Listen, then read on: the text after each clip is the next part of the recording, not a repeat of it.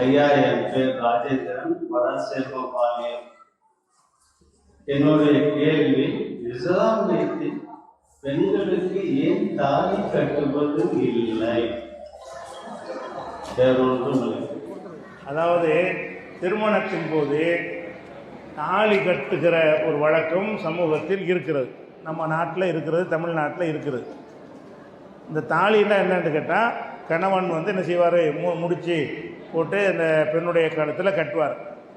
அப்படி கட்டுவதன் மூலமாக அதுதான் திருமணம் நடத்துவதற்கு உரிய ஒரு சடங்கு. திருமணம் ஒன்று நடத்துகிறதா ஒரு சடங்கு வேணும்ல. இதை போட்ட உடனே தான் இவன் மனைவி ஆகுறா, அவன் கணவன் ஆகுறான்னு வச்சுருக்கிறாங்க. இது சடங்கின் மூலமாக இந்த திருமண உறவு தீர்மானிக்கப்படுகிறது. இஸ்லாத்தில் திருமணங்கிறது ஒரு ஒப்பந்தம்னு எங்களுக்கு சொல்லி தரப்பட்டிருக்கு. திருமணங்கிறது என்ன? ஒப்பந்தம். ஒப்பந்தம் என்று சொன்னால் இரண்டு தரப்பும் ஏற்றுக்கொள்வதற்கு பேர் ஒப்பந்தம். ஒப்பந்தம்னா இந்த பொருளை நான் விற்கிறேன்னு சொன்னால், நீங்கள் வாங்குறேன்னு சொன்னால் என்ன செய்யணும்? நான் விற்கிறேன்னு சொல்லணும். 100 ரூபாய்க்கு இதை விற்கிறேன், நான் 100 ரூபாய்க்கு வாங்கிக்கிறேன். ஒப்பந்தம் நிறைவேறிச்சு. ஒப்பந்தம் என்று சொன்னால் இருதரப்பும் ஒரு விஷயத்தை பேசி முடிவெடுத்து கொள்வதற்கு பெயர் திருமணம். அப்போ இஸ்லாத்தில் திருமணம் ஒப்பந்தமாக இருக்கும் பொழுது இந்த கழுத்தில் கட்டுற மேட்ரு வரவே இல்லை.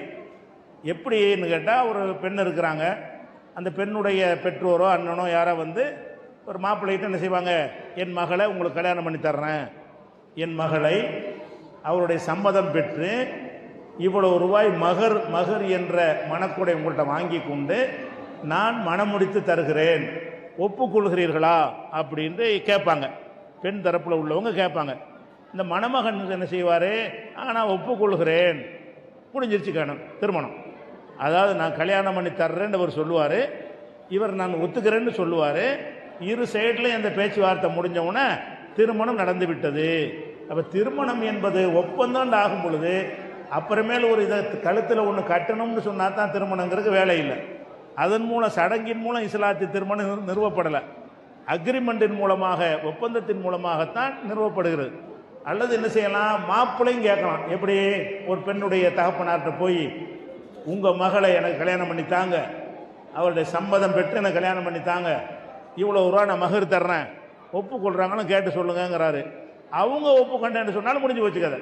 திருமணம் என்பது ஒரு சாரார் மனம் முடித்து தருவதாக சொல்லி இன்னொரு சாரார் ஒத்துக்கொண்டாங்கன்னு சொன்னால் அந்த வார்த்தை முடிஞ்ச உடனே கணவன் மனைவி ஆயிடுறாங்க. இந்த வார்த்தையை சொல்லிட்டு அவர் இறந்துட்டார்னு சொன்னால் அவர் சொத்தில் உங்களுக்கு பங்கு வந்துடும், மனைவிங்கிற உரிமையில் உள்ள சொத்தில் பங்கு வந்துடும். அப்போ இஸ்லாம் மார்க்கத்தில் திருமணத்தை ஒப்பந்தம்னு சொல்கிற ஒரு காரணத்தினால அந்த தாலின்னு ஒன்றை கொண்டு போய் போட்டிங்கன்னா ஒப்பந்தம் இல்லைன்னு ஆகுது. இந்த சடங்கு நடந்தால் தான் அது திருமணம் ஆகும் அப்படிங்கிறது அதனால் நாங்கள் செய்கிறதில்ல. ரெண்டாவது, திருமணத்திற்கு இந்த தாலின்னு பெண்ணுக்கு மட்டும் கட்டும் பொழுது ஒரு பெண்ணை ஒரு பொருள் மாதிரி கருதுற மாதிரி வருது. நான் கல்யாணம் பண்ணி தரேன், நீ ஏற்றுக்கிறியான்னா 2 பேர் அதை அக்ரிமெண்ட்டில் உடன்படுறாங்க. இதில் என்ன ஆகுதுன்னு கேட்டால், ஒரு அடையாளமாக கழுத்தில் நீங்கள் தாலியை கட்டுறீங்க, அப்போ இவனுக்கு என்ன அடையாளம்? கல்யாணத்துக்கு அடையாளம்னு சொன்னால் ஒரு பெண்ணு கல்யாணம் ஆனதுக்கு அடையாளம் இருக்குமே என்று சொன்னால், ஒரு ஆணு கல்யாணம் ஆகுறதுக்கு அவனுக்கு ஒரு அடையாளம் வேணும்ல. அதுக்கு இந்த பெண்ணு ஒரு தாலியை கட்டுவாளா? அப்போ என்ன அர்த்தம்? நான் 3 முடிச்சு போட்டு மூக்கணாங்கயிறு போட்டு எப்படி ஆடு மாடுகளை வைத்திருக்கிறேன்னு அந்த மாதிரி நான் வச்சுருப்பேன் என்கிற ஒரு கான்செப்ட் அதுக்குள்ளே அடங்கி இருக்கிறதுனால நாங்கள் அதை ஏற்றுக்கிறது இல்லை. ஆனால் முஸ்லீமில் சில பேர் அறியாமையினால் எங்கள்லையும் தாலி கட்டுறாங்க.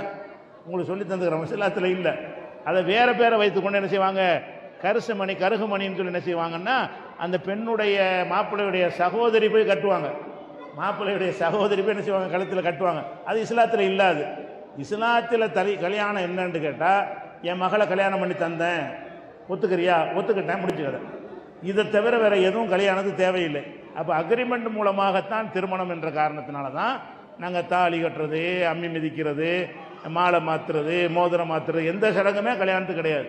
கல்யாணங்கிற பேச்சுவார்த்தைக்கு பேர் தான் கல்யாணம். கல்யாணங்கிறது என்ன? பேச்சுவார்த்தையில் 2 பேரும் ஒத்துக்கொண்டு நான் உனக்கு புருஷனாக இருப்பேன், எனக்கு பொண்டாட்டியாக இருப்பேன், இந்த ஒரு அக்ரிமெண்ட்டு தான் கல்யாணம்.